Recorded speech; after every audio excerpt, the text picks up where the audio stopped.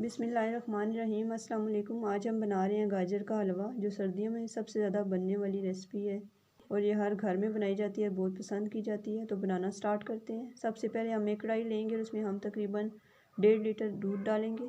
दूध के अंदर हम 1 कप चीनी डाल देंगे। मीडियम साइज़ का हम कप लेंगे।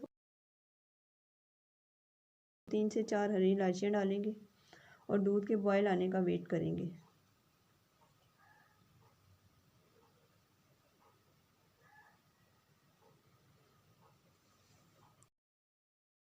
दूध में बॉयल आ चुका है। अब हम इसमें गाजरें डालेंगे। या 2 kg हमने गाजरें ली थी, इनको हमने धो के कश कर लिया था। ये हमने इसमें डाल दी हैं। अब हम इन गाजरों को दूध के साथ पकाएंगे।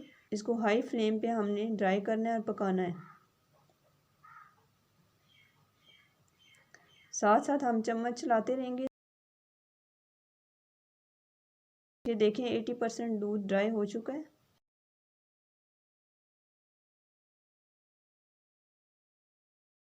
अब हम इसमें ड्राई मिल्क डालेंगे।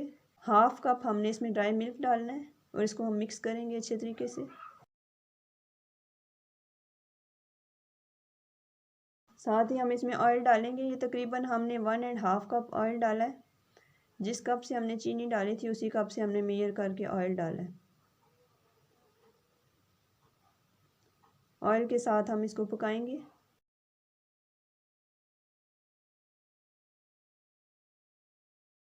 अब हम इसमें अंडे डालेंगे। 3 हमने इसमें अंडे डाल दिए हैं और इसको अब हम अच्छे तरीके से हाई फ्लेम पे भूनेंगे हलवे को। 15 मिनट तक हमने इसको हाई फ्लेम पे भूना है और साथ साथ हम इसका चम्मच चलाते रहे हैं ताकि ये चिपके ना। तब तक हमने इसे भूनना है जब तक इसका ऑयल किनारों से अलग ना हो। हलवा हमारा तैयार है। अब हम इसे डिश आउट करके आपको दिखाते हैं। बहुत ही कम वक्त में और जल्दी बनने वाली रेसिपी है।